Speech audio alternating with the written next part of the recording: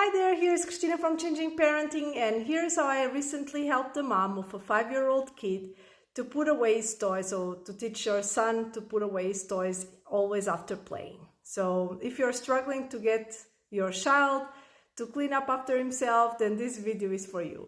So the first thing we did was declutter.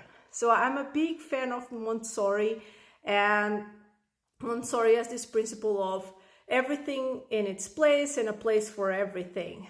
And I have been applying this in my own life even before I knew what Montessori was, even before I was a mom, even before everything. So I didn't know it was called that, that it was applied in Montessori, right? But I always apply it in my own life. And I think that it's great, which is you have less things.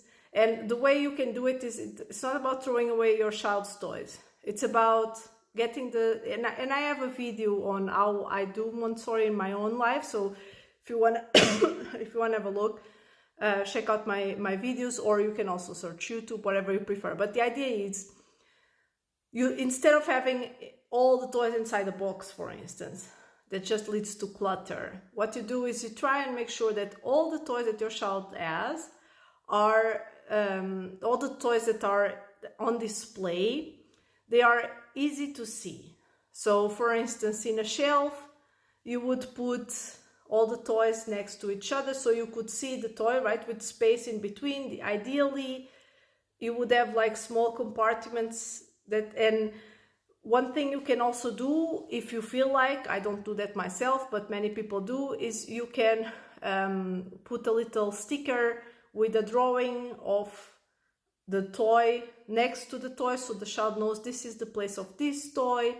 So for instance, instead of having a box filled with stuff, you would have one puzzle, then one tractor, then everything next to each other that you can immediately see what it is. This makes it also much more fun for the child because they immediately know what is to play with. It's like going to a toy store or something like that, right? Where you have the toys on display. Instead, if you would have everything in a box, you wouldn't even know that they were for sale in the store, right? So it's the same. And what do you do with all the rest of the toys? So what you can do is, I would advise you to do the following. The toys that you think your child would still play, you can put them away, inside the closet, something that is closed that your child doesn't have access to, some storage room, something like that. And you will then change the toys over. So when you see your child is getting bored, like they want something new, you can, what I do myself is I let my son go into the storage closet and choose a new toy. For him it's new, right? Because he hasn't seen it for a while. And then I take away the toy that is currently using the least and I put it back in the shelf.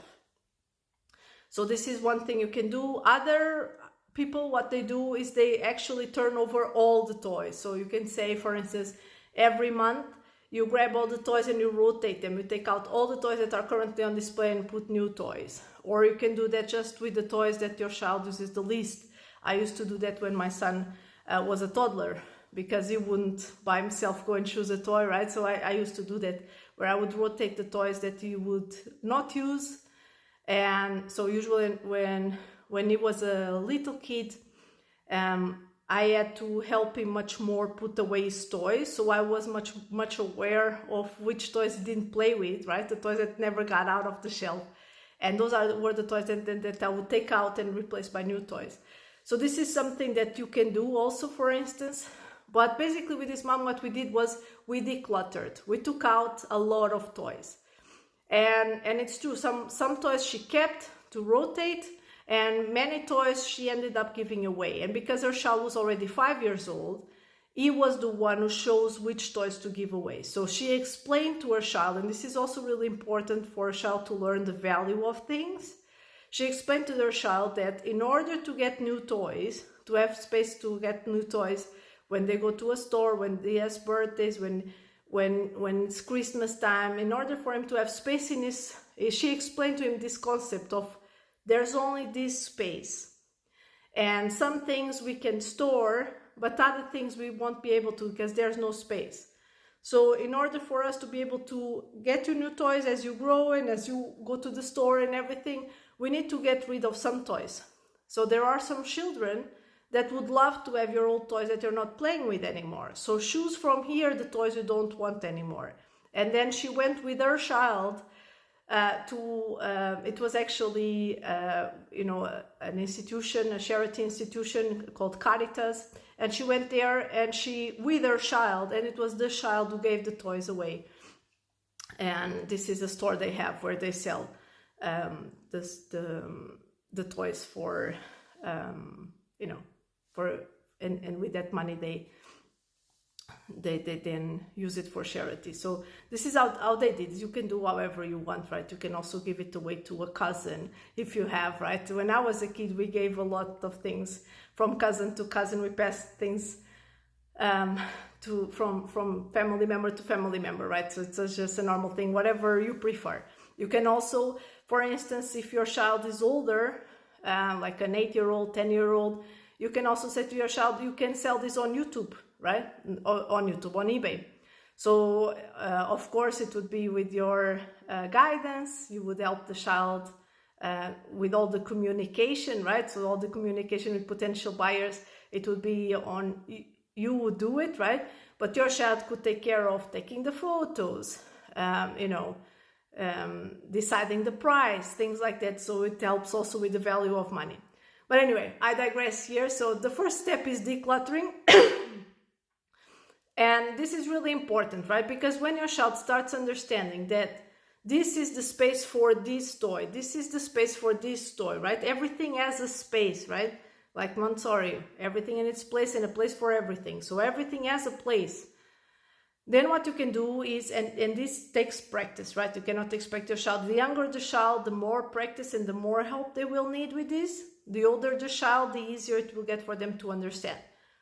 So what you need to do is you need to put away the toys with them. So whenever, doesn't mean you're always playing with them, right? From time to time you go where they are and you say, okay, I can see you're now playing with this, so you don't need this anymore. And this is not about telling your child, put away your toys, right? We don't give orders to our children, because if you give it as an order, your child won't do it, right? You will just get resistance back. I won't do it, right? And power struggle. So it's not about that. It's about showing and modeling to your child, right? So your child is playing with something and says, so you're not playing with this anymore? No, I'm not playing with this anymore. So where does this go? Can you tell me where does this go? Right? So let's put it together there. And then if your child says, no, but I'm playing right now, then you say, okay, I will put it there now. Now, when you finish playing with this, before you play with the next thing, where does this thing you're playing with goes? So ask questions.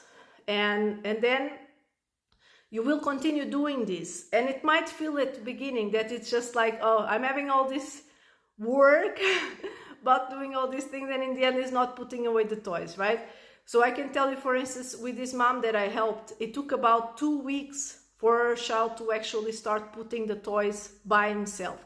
Some children will be much faster. Immediately they will start cooperating and understanding the concept and doing it. And other children will take longer. Each child is different, right? This is not a race. It's about teaching your child what you're supposed to do when you're playing, right? How to put away the toys, where do they go, right? And you might say, but my child knows where the toys go. Why doesn't he do it? Well, very often what happens is, first is the overwhelm. There's already so many toys on the floor that just one more. It just, I'm used to putting the toys here.